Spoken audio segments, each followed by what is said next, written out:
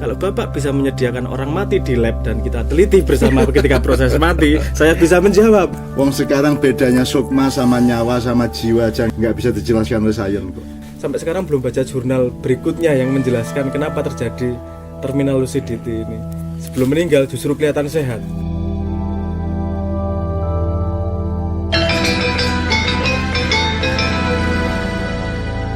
Ya, saya pernah diundang oleh salah satu universitas di Jogja ulang tahun Fakultas Fisika, dan dalam seminarnya salah satu pertanyaannya adalah bagaimana Anda menjelaskan secara sains proses kematian nyawa itu bagaimana dibanding dari sudut pandang sains. Nah, saya jawab dengan sains, karena sains metodologinya adalah metode ilmiah, cara deduksinya adalah metode ilmiah. Kalau Bapak bisa menyediakan orang mati di lab dan kita teliti bersama ketika proses mati, saya bisa menjawab. Kalau tidak bisa menyediakan itu, tidak bisa kita bikin hipotesis. Nggak bisa bekerja ya? Cara berpikir sainsnya nggak bisa dilakukan. Apapun jawabannya bukanlah sains, karena tidak memakai sistem sains untuk menjawab itu. Jadi ini memang spekulasi. Tapi kalau bisa menyediakan komponen itu, ayo nongong mati, deleh lab, kita teliti. Iki arep mati, wis mati tenan iki, nyawane nang endi. Ada beberapa yang mencoba pakai penelitian itu sehingga ada teori 23 gram dan seterusnya itulah. Tapi sampai sekarang juga belum terjawab juga konsep apa sebenarnya nyawa itu secara sains. Jadi memang ada limitasi dari masing-masing narasi realitas tersebut. Bahkan terhadap materi pun juga sangat terbatas daya jangkau saya. Misalnya saya pernah cerita mengenai 86 miliar helai saraf di otak manusia. Itu kan kalau kita bikin disertasi kan sangat tebal, sangat besar. Jadi kalau orang cemburu itu helai saraf yang mana yang bertemu, kalau orang dengki itu yang mana yang Itu orang takut itu peristiwa sarafnya apa, orang pemberani sampai ada metode pijet di dada sini ada sekian banyak saraf. Kalau kamu penakut itu kamu mijitnya gini keluar gini. Kalau kamu terlalu nekat orangnya nyedal. Jadi itu pun sains belum pernah mengeksplorasi kemungkinan seperti itu. Oke, kalau kembali ke pertanyaannya dosennya Yang di seminar tadi. Loh, kalau sains itu ya saya kira sains enggak usah neko-neko lah, karena tidak mungkin dia masuk ke situ. Wong sekarang bedanya sukma sama nyawa sama jiwa aja nggak bisa dijelaskan oleh sains kok. itu nggak ada di kosakata sains. Ya, Nomenklatur memang tidak ada. Ya. Dia tidak punya kebutuhan untuk menjelaskan Ya. itu. Itu Karena bahasa budaya yang berasal dari agama dan spiritualitas. itu mencoba memecahkan Nyawa, sukma, jiwa, rasa, semua itu seolah-olah wilayah sains, tapi sebenarnya sains tidak akan pernah bisa. pada fenomena yang sama, sains punya peta yang berbeda.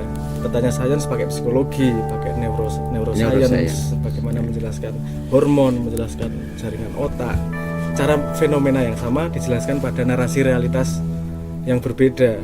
Kalau Anda ngomong yang benar mana, yang benar yang bermanfaat untuk Anda agar Anda menjadi bermanfaat untuk society. Sesimpel itu sebenarnya. Kalau agama begitu, Ya. anfa'hum linnas. Awareness, anfa'hum linnas. Sekarang kalau orang mati itu yang off dari orang itu nyawanya apa sukmanya apa jiwanya, ataukah ada susunan entah apa. Kalau nyawanya hilang berarti sukmanya ya tidak berlaku, berarti jiwanya juga tidak jalan, atau bagaimana.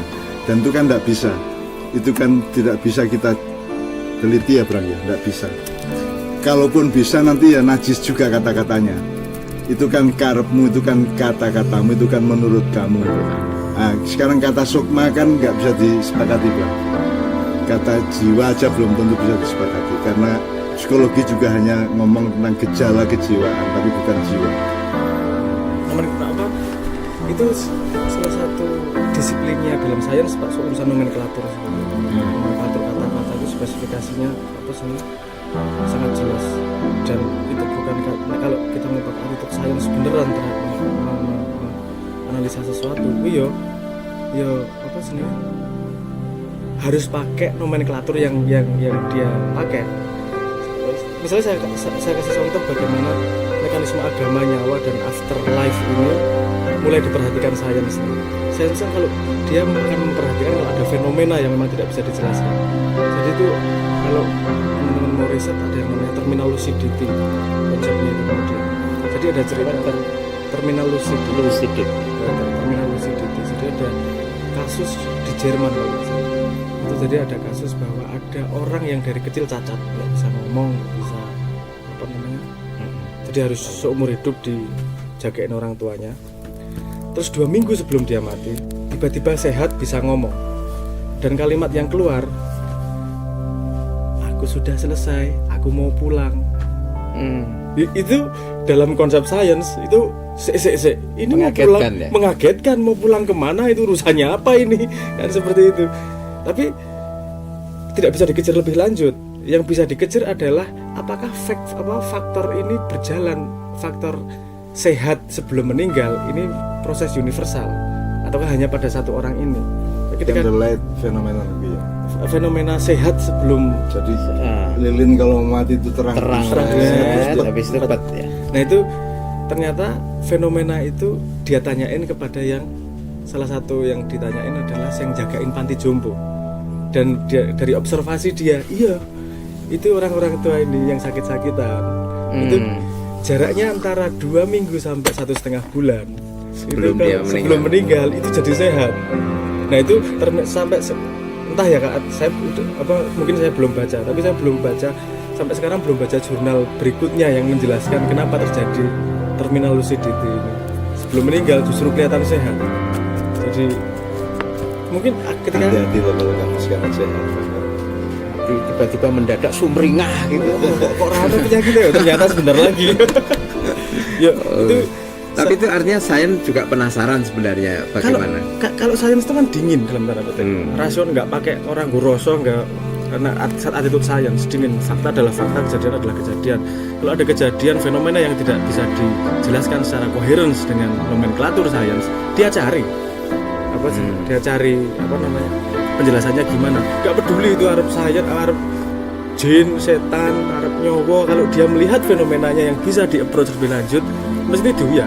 Sekarang gimana Sabrang menjelaskan gini, ternyata manusia itu sebuah keutuhan, sebuah entitas, sebuah keunggulan wujud yang dalam diskusi kita asumsikan bahwa kedua-duanya itu penting. Attitude science penting bagi dia, religion attitude juga penting, asal tepat pada saatnya, pada kasusnya dan pada persoalannya. Bagaimana Sabrang menjelaskan bahwa sebenarnya tidak ada juga saintis yang anti agama, sebenarnya tidak ada, karena dia sebagai manusia sehari-hari sangat banyak menggunakan nilai dan perilaku agama. Sebenarnya kalau kita open melihat sains dan agama sebagai narasi realitas yang memiliki nilai, kalau kita ngelihat nilainya itu berlaku terus pada semua manusia. Tapi kadang-kadang kita ngelihatnya sebagai organisasi atau kotak padatnya ini loh. Itu yang membuat terjadinya tabrakan itu. Kalau kita ngelihat nilai, kalau melihat nilai di bawahnya, sebenarnya itu sangat berkelindan. Cuman mereka memang punya fungsi masing-masing. Kalau saya menganalogikan dengan musik, saya melihat bahwa titik berat agama adalah pada harmoni semua alat musiknya. Terjadi harmoni sehingga terjadi simfoni yang enak. Sebagai sebuah society ini simfoni yang enak seperti apa? Itu attitude agama. Kalau attitude science, bagaimana memainkan alat musik itu secara akurat, secara benar nadanya, nggak fals. Itu pada posisi science-nya. Jadi kalau kamu akurat sendiri ben-benan, kamu bisa jadi fals loh di harmoni ini. Ya, dalam society musik itu kalau standar mainstreamnya itu do sama dengan D, terus kamu do sama dengan E, kamu yang fals sendiri. Gitu. Nah, makanya dalam membangun masyarakat, membangun umat, membangun negara segala macam, selalu harus dimulai dengan komprehensi dan kesepakatan terhadap dasar-dasar nilainya. Makanya kita perlu GBHN, garis besar haluan negara kita perlu undang-undang dasar dan ADART. seterusnya, yang perlu ADART, artinya perlu kesepakatan dasar mengenai apa yang akan dijalankan karena tujuannya juga kita sudah sepakati. Nah, kalau itu tidak dijalankan, kalau kesepakatan dasarnya kita rubah-rubah, Undang-Undang 46 jadi Undang-Undang 2002, terus ditambah-tambah lagi pasal-pasal baru yang juga melecehkan hakikat-hakikat konstitusi sebelumnya, maka kita akan pasti mengalami chaos lambat atau cepat. Jadi ini bukan hanya urusan ilmu murni, agama dan sains, ini juga urusan negara, urusan society, urusan kemasyarakatan, urusan umat. Ya itu termasuk urusan keluarga. Kalau kita sebagai orang tua ngawur aja, pokoknya anaknya TK kita masukin yang kira-kira dia tamat di TK dia bisa hafal Quran, kan itu kan nggak saintis sama sekali. Itu kan ya gimana anak TK diharapkan cari TK yang bisa bikin dia hafal Quran segala macam. Itu pun kalau sudah hafal Quran kan nek cara ludruke kan kon iku hafal Quran tapi cangkemmu betul-betul ngono gaya apa. Jadi tidak. Jadi itu pun masih banyak sekali environment nilainya. Demikian rupa kan. Jadi dari yang disampaikan Mbah Nun ini tadi sebenarnya menarik ya kalau kita bisa menganalisis fenomena